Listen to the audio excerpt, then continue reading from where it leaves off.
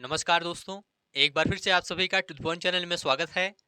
दोस्तों, आज की इस क्लास में यूपी पुलिस री एग्जाम के लिए सामान्य ज्ञान के कुछ महत्वपूर्ण प्रश्नों को देखेंगे। यूपी पुलिस एग्जाम में पिछली बार सामान्य ज्ञान के जो प्रश्न पूछे गए थे उन सभी प्रश्नों को आज की इस क्लास में देखेंगे। आप सभी लोग इस क्लास को पूरा ध्यान से देखिए और सभी प्रश्नों का उत्तर बताने का प्रयास कीजिए। लास्ट में आप लोग अपना स्कोर बताइए, 38 प्रश्नों में आपका कितना स्कोर सही होता है। तो चलिए शुरू करते हैं। आप सभी लोग इस क्लास को पूरा ध्यान से देखिए क्योंकि ऐसे ही प्रश्न इस बार भी यूपी पुलिस री एग्जाम में पूछे जाएंगे। तो पहला प्रश्न है दोस्तों, यूपीएसएसएफ का पूरा नाम बताएं। यूपीएसएसएफ का पूरा नाम क्या है? ऑप्शन आप सभी के सामने है। Uttar Pradesh social source force, Uttar Pradesh social security force, Uttar Pradesh solid security force, Uttar Pradesh special security force. Comment करके बताइए आप लोग यूपीएसएसएफ का पूरा नाम क्या है। तो देखिए दोस्तों, यूपीएसएसएफ का पूरा नाम है Uttar Pradesh special security force. क्या है? Uttar Pradesh special security force. ठीक है।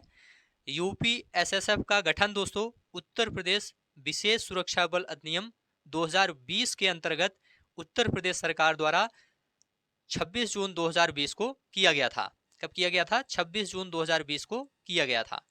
यहां पर डी ऑप्शन आपका राइट हो जाएगा। अगला प्रश्न है, निवेश मित्र मोबाइल एप्लीकेशन भारत के निम्नलिखित में से किस राज्य की एक पहल है? निवेश मित्र मोबाइल एप्लीकेशन भारत के निम्नलिखित में से किस राज्य की एक पहल है? ऑप्शन आप सभी के सामने है। असम, गुजरात, तेलंगाना, उत्तर प्रदेश। ऐसे ही प्रश्न इस बार भी पूछे जाएंगे। आप लोग ध्यान से देखते हुए चलिए। देखिए दोस्तों, यहां पर आपका राइट आंसर हो जाएगा उत्तर प्रदेश। निवेश मित्र मोबाइल एप्लीकेशन भारत के उत्तर प्रदेश राज्य की एक पहल है। इसे दोस्तों उद्योगों और एमएसएमई के लिए एक संपूर्ण पैकेज समाधान बनाने के लिए हितधारकों की गहन प्रतिक्रिया के बाद डिजाइन किया गया है। इसे आप लोग याद रखिएगा। यहां पर डी ऑप्शन उत्तर प्रदेश बिल्कुल राइट हो जाएगा। विमुद्रीकरण को निम्नलिखित में से किस नाम से भी जाना जाता है? ऑप्शन है नोटबंदी, कैशलेस, कोई मुद्रा नहीं, नई मुद्रा। देखिए दोस्तों, यहां पर आपका राइट आंसर हो जाएगा नोटबंदी के नाम से जाना जाता है। विमुद्रीकरण को नोटबंदी के नाम से भी जाना जाता है। इसे आप लोग याद रखिएगा। ए ऑप्शन आपका राइट हो जाएगा। उत्तर प्रदेश राजस्व संहिता 2006 के अनुसार एक अवध या एक पट्टे वचनबंध या अनुदान के तहत धारित भूमि खंड को निम्नलिखित में से क्या कहा जाता है? ऑप्शन आप सभी के सामने है। समेकित, कृषि भूमि, बाग भूमि, धृति। देखिए दोस्तों, यहां पर आपका डी ऑप्शन राइट हो जाएगा। धृति कहा जाता है। उत्तर प्रदेश राजस्व संहिता 2006 के अनुसार एक अवध या एक पट्टे वचनबंध या अनुदान के तहत धारित भूमि खंड को धृति कहा जाता है। अगला प्रश्न है, ईमेल में भरोसेमंद स्रोत बनकर दुर्भावनापूर्ण कार्डों के लिए संवेदनशील जानकारी जैसे यूजर नेम, पासवर्ड और क्रेडिट कार्ड विवरण आदि प्राप्त करने का प्रयास क्या कहलाता है? ऑप्शन आप सभी के सामने है। Sourcing, losing, cheating, fishing. तो देखिए दोस्तों, यहां पर आपका डी ऑप्शन राइट हो जाएगा, फिशिंग। फिशिंग एक दोस्तों आप कह सकते हैं कि कपटपूर्ण अभ्यास है जिसमें एक हमलावर ईमेल या संचार के अन्य रूप में एक प्रतिष्ठित संस्था या फिर व्यक्ति के रूप में सामने आता है और यह एक लोकप्रिय साइबर अपराध है फिशिंग। इसे आप लोग याद रखिएगा। डी ऑप्शन आपका राइट हो जाएगा। टका निम्नलिखित में से किस देश की मुद्रा है? ऑप्शन है थाईलैंड, बांग्लादेश, तुर्की, सर्बिया। आप लोग बताइए यहां पर आपका राइट आंसर क्या होगा। देखिए दोस्तों, टका बांग्लादेश की मुद्रा है। टका बांग्लादेश की मुद्रा है। यहां पर बांग्लादेश आपका राइट आंसर हो जाएगा। और यहां पर दोस्तों थाईलैंड की बात करते हैं। थाईलैंड की मुद्रा क्या है? बहत है। तुर्की की मुद्रा लीरा है। सर्बिया की मुद्रा दिनार है। यहां पर आपका बी ऑप्शन राइट हो जाएगा, बांग्लादेश। अगला है दोस्तों, निम्नलिखित में से कौन सा वाक्य जीएसटी के लिए सही नहीं है? ऑप्शन है, जीएसटी एकल प्रशासन के तहत पूरे देश में एक सामान्य कानून और प्रक्रिया है। जीएसटी एक गंतव्य आधारित कर है। जीएसटी इनपुट टैक्स, क्रेडिट या मूल्य के घटाव के लाभ के साथ एक ही दर पर वस्तुओं और सेवाओं दोनों पर एक व्यापक उगाही और वसूली है। वस्तुओं और सेवाओं पर कई प्रकार के कर लगाए जाते हैं। आप लोग बताइए यहाँ पर आपका राइट आंसर क्या होगा। देखिए दोस्तों, जीएसटी, इनपुट टैक्स क्रेडिट, यहाँ पर सी ऑप्शन आपका राइट हो जाएगा। जीएसटी, इनपुट टैक्स क्रेडिट या मूल्य के घटाव के लाभ के साथ एक ही दर पर वस्तुओं और सेवाओं दोनों पर एक व्यापक उगाही और वसूली है। यहां पर आपका सी ऑप्शन राइट हो जाएगा। यहां पर पूछा गया था कौन सा सही नहीं है, तो सी ऑप्शन आपका यहां पर सही नहीं है। निम्नलिखित में से कौन सा बंदरगाह कच्छ गुजरात में स्थित है। ऑप्शन है कांडला बंदरगाह, पारादीप बंदरगाह, जवाहरलाल नेहरू बंदरगाह, मोरमुगांव बंदरगाह। देखिए दोस्तों, यहां पर आपका कांडला बंदरगाह राइट आंसर हो जाएगा। दीनदयाल बंदरगाह या फिर कांडला बंदरगाह, ठीक है। यह कहां पर स्थित है, गुजरात में स्थित है, गुजरात के कच्छ में, ठीक है। और जवाहरलाल नेहरू बंदरगाह यह कहां पर है, यह दोस्तों मुंबई में है। पारादीप बंदरगाह कहां पर है, याद रखिएगा यह उड़ीसा में है। मोरमुगांव बंदरगाह यह आपका गोवा में स्थित है। यहां पर ए ऑप्शन आपका राइट हो जाएगा, कांडला बंदरगाह।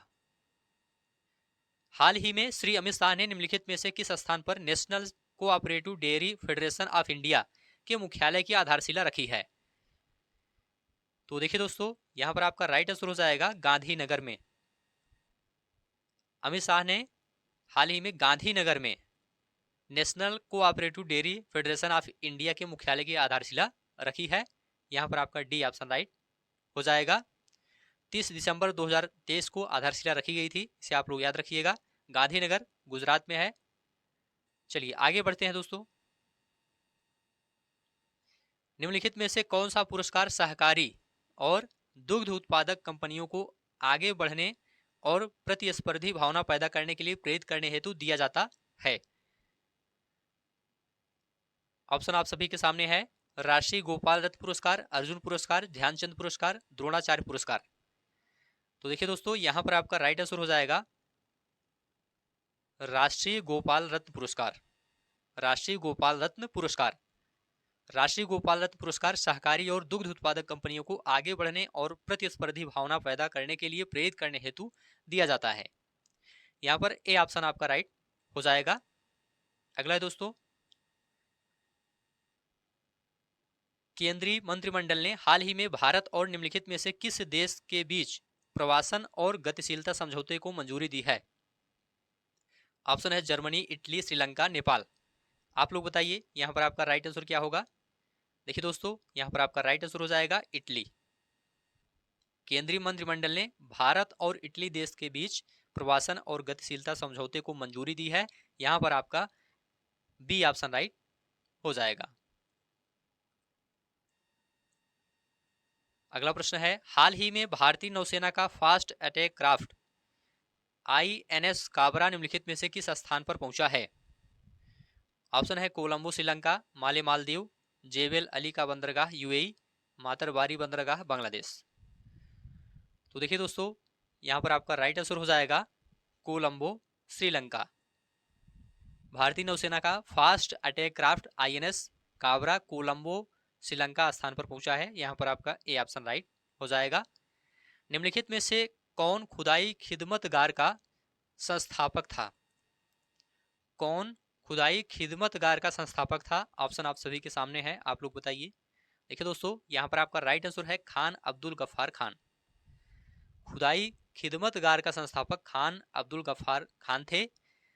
देखिए दोस्तों, 1929 में भारतीय राष्ट्रीय कांग्रेस की सभा में शामिल होने के बाद खुदाई खिदमतगार का स्थापना किया गया था।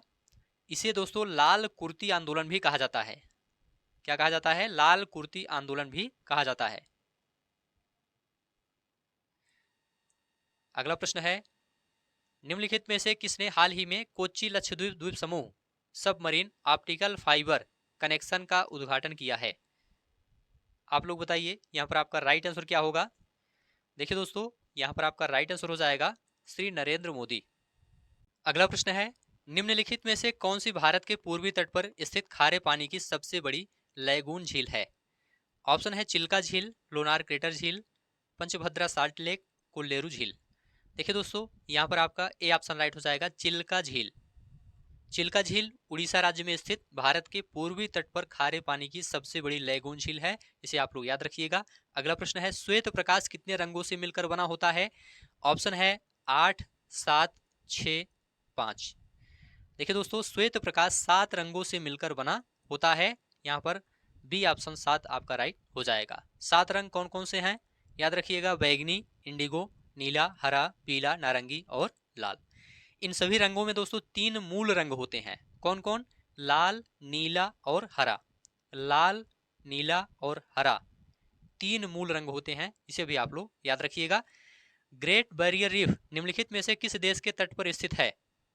ऑप्शन है फिलीपींस, ऑस्ट्रेलिया, इंडोनेशिया, दक्षिण अफ्रीका। देखिए दोस्तों, यहां पर आपका राइट आंसर हो जाएगा Australia. Great barrier reef Australia में स्थित है, ऑस्ट्रेलिया के तट पर स्थित है। यहां पर आपका बी ऑप्शन राइट हो जाएगा, ऑस्ट्रेलिया।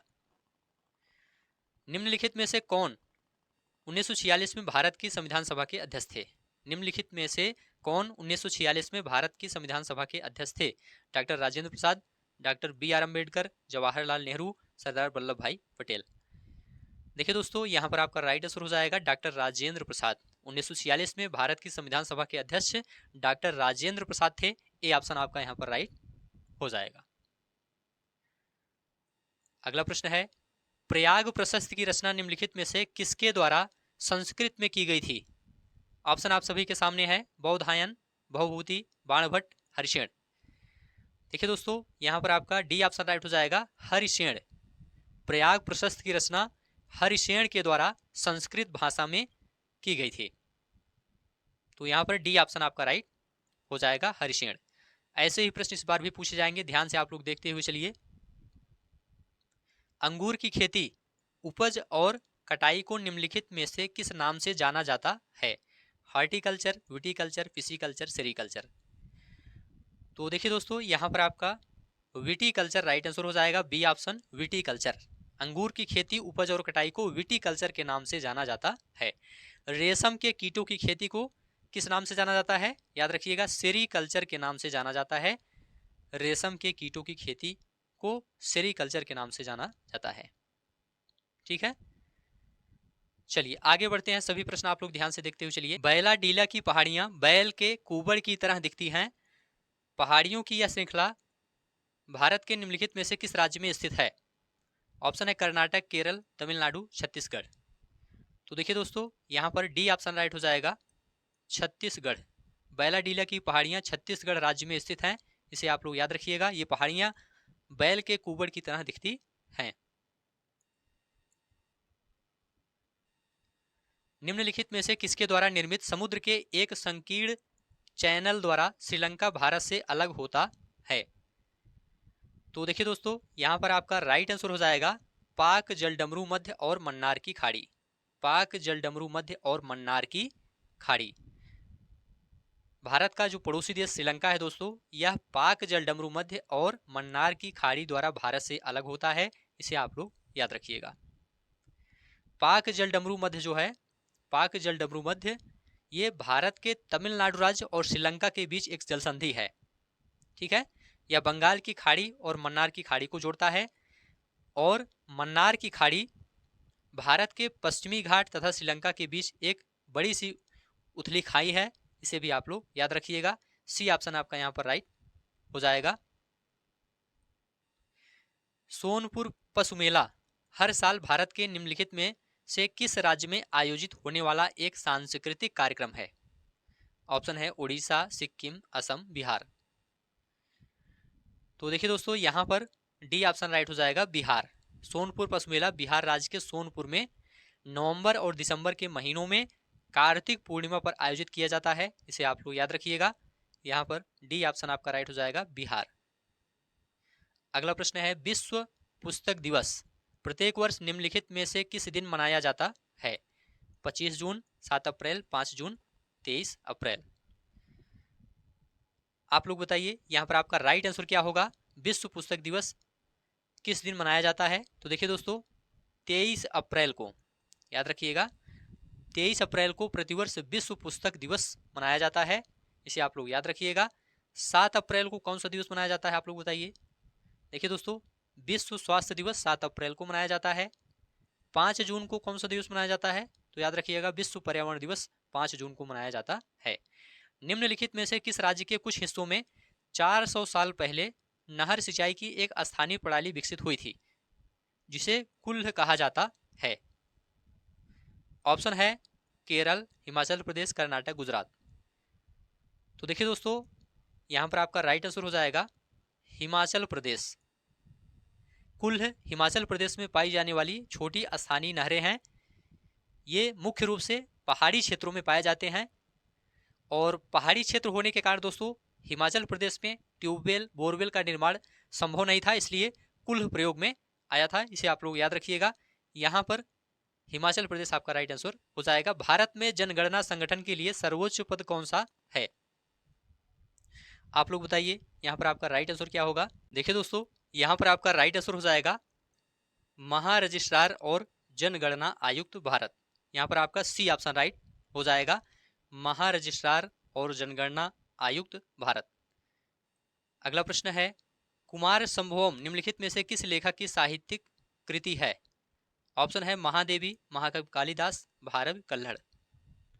देखिए दोस्तों यहाँ पर आपका राइट आंसर हो जाएगा महाकवि कालिदास। कुमार संभवम महाकवि कालिदास की साहित्यिक कृति है। यहाँ पर बी ऑप्शन आपका राइट हो जाएगा।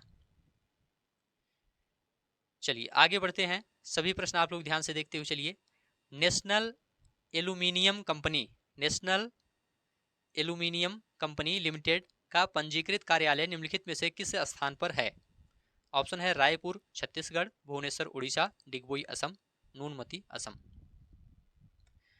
तो देखिए दोस्तों यहाँ पर आपका राइट आंसर हो जाएगा Bhubaneswar Orissa. National aluminium company limited का पंजीकृत कार्यालय भुवनेश्वर उड़ीसा में है। यहाँ पर आपका बी ऑप्शन राइट हो जाएगा। अगला प्रश्न है दोस्तों विश्व स्वास्थ्य संगठन का मुख्यालय निम्नलिखित में से किस स्थान पर स्थित है? ऑप्शन है Paris France, Brussels Belgium, Geneva Switzerland, Amsterdam Netherland. तो देखिए दोस्तों यहाँ पर आपका राइट आंसर हो जाएगा जिनेवा स्विट्जरलैंड।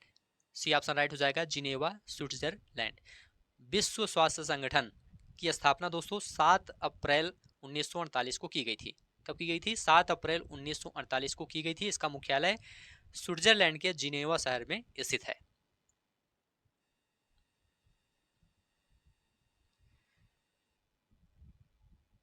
किसी देश की शहरी क्षेत्रों में रहने वाली आनुपातिक जनसंख्या में वृद्धि को निम्नलिखित में से क्या कहा जाता है?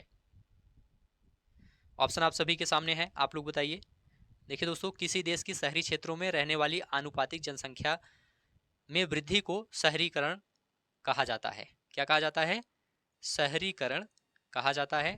यहाँ पर डी ऑप्शन आपका राइट हो जाएगा, शहरीकरण।